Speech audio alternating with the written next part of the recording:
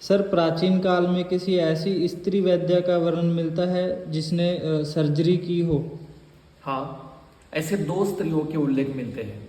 एक है दधीची पत्नी प्रातिथेयी और दूसरी जरा राक्षसी। तो आज मैं तुम्हें जरा राक्षसी जो थी इसके बारे में बताता हूँ। ऐसे कहते हैं कि मतलब एक झूठ कहा जाता है कि कुछ लोगों ने ही विद्या अपने पास रखी थी, सभी को सिखाते नहीं थे, लेकिन ये गलत है। राक्षस कुल में भी स्त्रियां ये शल्य कर्म करती थी और उसका संदर्भ है जरा राक्षसी। वाचस्पत्यम नाम का जो कोश है उसमें भी राक्षसी विशेषः शल्य कर्मे प्रसिद्ध ऐसा जरा का उल्लेख मिलता है कि जो शल्य कर्म में उस समय में प्रसिद्ध थी। महाभारत के सभा पर्व में और श्रीमद् भागवत में इस जरा राक्षसी की कथा का वर्णन आया है। शब्दकल्पद्रुम नाम का भी जो कोश है उसमें भी जरा का उल्लेख करते हुए जरया तदाख्यया प्रसिद्धया राक्षस्या कृता संधा देह संयोजनम अस्य। तो ये क्या कथा है कि मगध देश था, महाभारत के युद्ध के पहले का काल है। मगध देश में जो राजा था बृहद्रथ, उस बृहद्रथ राजा को दो पत्नियां थी, लेकिन उनको अपत्य नहीं हुआ था। तो चंडकौशिक नाम के जो ऋषि थे उन्होंने पुत्रेष्टि यज्ञ करवाया और राजा को एक फल दिया और यज्ञ का जो अंश है वो लेकर, और वो अपनी रानी को खिलाने के लिए कहा। पर चूंकि उसको दो रानियां थी तो उसने क्या किया कि फल आधा काटा और आधा आधा फल एक एक रानी को दिया। तो बाद में दोनों को जो बच्चा हुआ वो आधा आधा ही हुआ और मृतवत था। तो जरा राक्षसी को वहां पे बुलाया गया।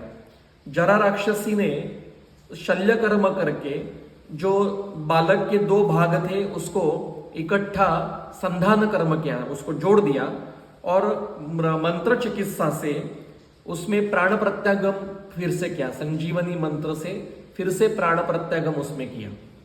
अब इतना स्पष्ट संदर्भ है।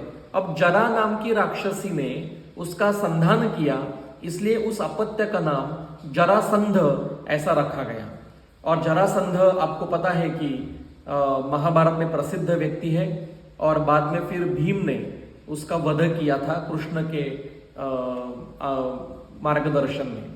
और वो मथुरा का मगध का राजा था और जो कंस था कृष्ण का जो मामा कंस, ये जरासंध का जमाई था। ये आगे की कथा है। अब हमारा जो विषय है कि जरा ने संधान किया, उसका संदर्भ ऐसा है, कर्तृकामा सुख वहे शकले सातु राक्षसी संघट्टया मास तदा विधान बल चोदिता ते समानीत मात्रे तु शकले पुरुषर्षभ एक मूर्ति कृते वीरः कुमारः समपद्यत तव पत्नी द्वये जातो द्विजाति वर शासनात् धातृजन परित्यक्तो मयायम परिदक्षिता, ऐसा वो कहती है। और भागवत में भी है कि जीव जीवेति क्रीडन्त्या जरासंधो अभवत् सुतः ते मात्रा बहिरुत्तृष्टे जरया च अभिसंधिते।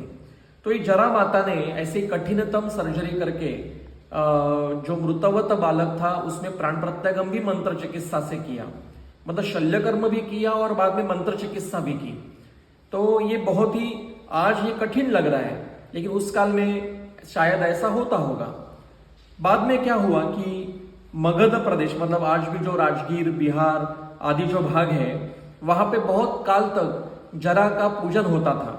हर घर में इसकी मूर्ति की स्थापना होती थी और ऐसा प्रचलित हुआ कि इसकी पूजा की तो घर में बच्चे जो जन्मेंगे उनको कोई बाधा नहीं होगी और अरिष्ट और व्याधियां दूर हो जाएंगी।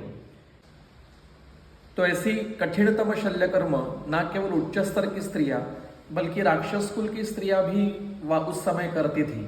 आज भी राजगीर बिहार, ये जो प्रदेश है राजगीर नाम का बिहार में, वहां पे भी जरासंध का अखाड़ा और जरा माता का मंदिर और जरासंध का भी मंदिर वहां पे उपस्थित है। तो वहां पे आज भी जरा माता की पूजा की जाती है।